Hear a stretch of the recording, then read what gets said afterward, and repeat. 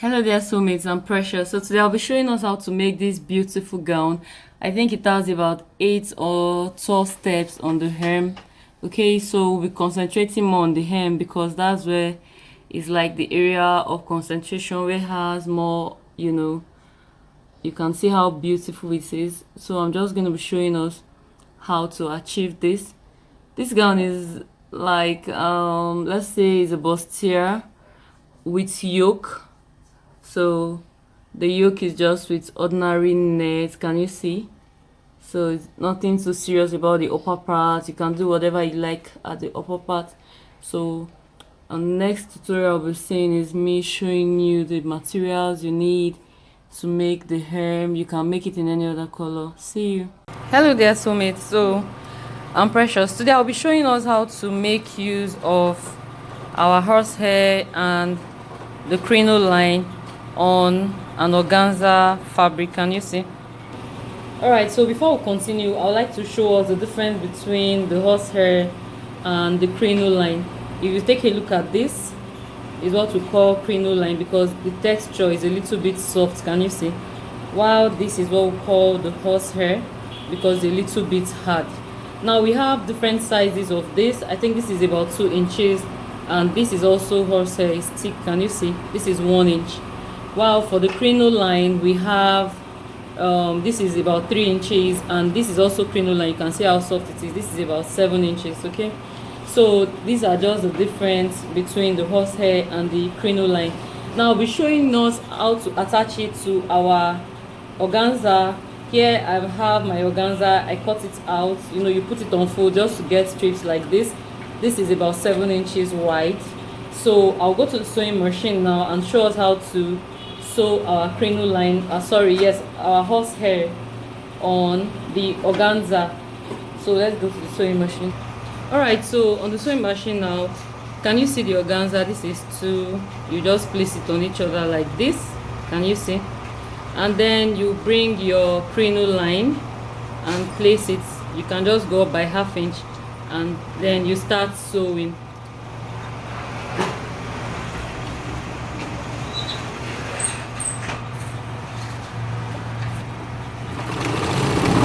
Okay, so when you're sewing, you can make sure you adjust both your organza and then make sure it's equal down and sew on your crinoline. You don't need to sew more than quarter of an inch.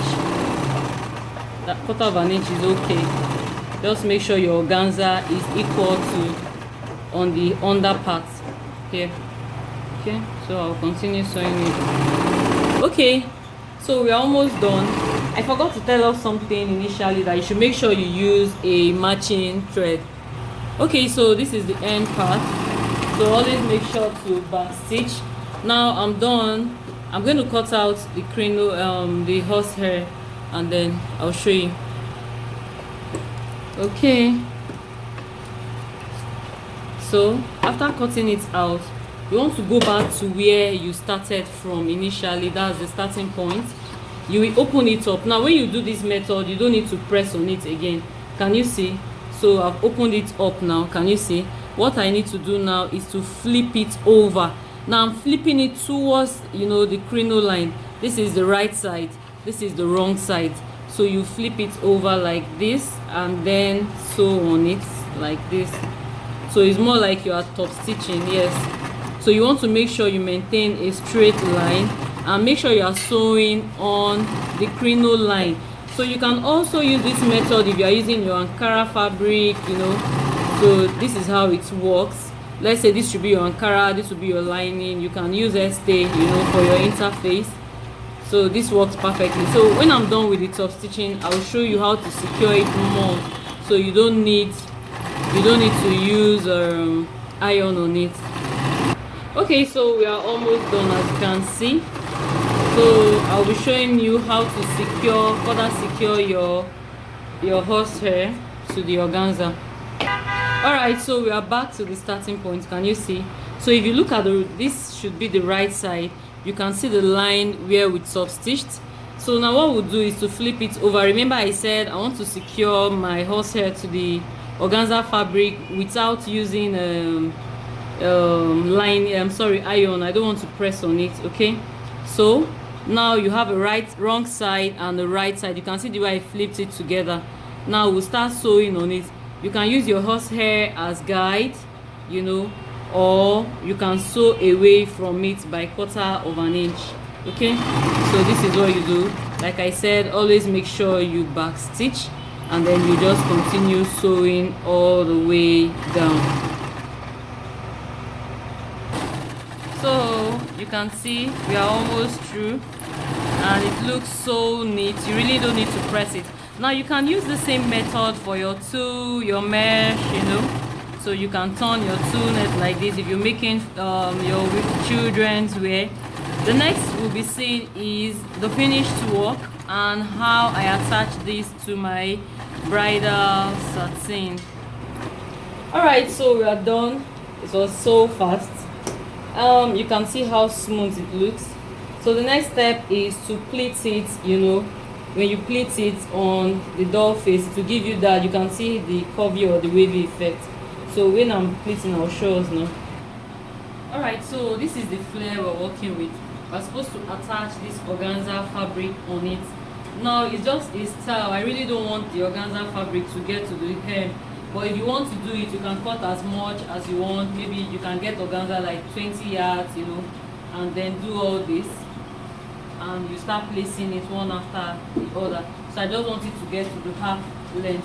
So what you do is this: you need to measure the length, you know, of your organza. I told you earlier 7 inches. So the second step is supposed to start like 5 inches. So I'll be marking it round. Okay, so this 7 inches will cover this a little bit, you know, before the other step starts from sorry. So we've marked the 5 inches. You can make your lines visible. You can make it faint because this is the right side of the satin. So I really don't want to have much markings on it. So by the time I'm done, you know, we'll start again. We'll mark another 5 inches here, just like that. So I'm just going to be stopping on these 2 lines here because I don't have much of the organza fabric and I don't want it to get to the hem of this flare. So I'll stop here and I'll show us next on the machine how to sew this on the fabric. Alright, so maybe I wanted it full, or I have more of this. You can start from the hem, but because I want it to start like halfway, so I'm starting from where I marked last. So this is what you want to do here. You might just want to fold in these parts, can you see, so that you have a clean finish, and then you place it. Now remember we marked, you know, where we want it to start, so that will be like a guideline. You can see the markings of the chalk. I just did it very little faint so that it will not be too obvious. So you see, I'm just going to be having tiny pleats, can you see, and I will sew it like that using the lines, the chalk mark there as, you know, my guideline. So I'll be following the pleat like so. And you want to make sure the organza as well is equal. So when I'm done pleating, I'll show you what it looks like. Alright, so we're almost getting to the hem, as into where we started from initially. So what you do is this: you continue sewing. I'm going to, can you see the part we folded up? So when I sew past it, I'm just still going to turn this part inside and then, you know, sew on it. So that is how to finish it off. So you can now start the other line. Then after sewing, you can tack this part down with needle and thread, or use your sewing machine to hem it down. It won't really show outside. So I'm going to start the second line now, and when I'm done, I'll show us what it looks like. Alright, so as you can see, we are done with it, and it's just 3 steps. So this is it. When we are done with the gown, I'll be attaching pictures with. Okay, so we are done with this gown. So I just finally decided to, you know, fill it up with the ruffles. So I have 9 layers here, can you see? And it came out, you know, really beautiful. It's really easy to make, so I can't wait for you, you know, I can't wait to see your practicals. You can make this, you know, in different colors. Don't forget to tag me. I want to show you what the back looks like. Can you see? There's no hardness, there's no basket underneath this, and you can see the fullness. It's really beautiful. This is the back. So ladies and precious, I hope to see, you know, you make your ruffles gown in different colors. Like I said, don't forget to tag me when you're done. Bye.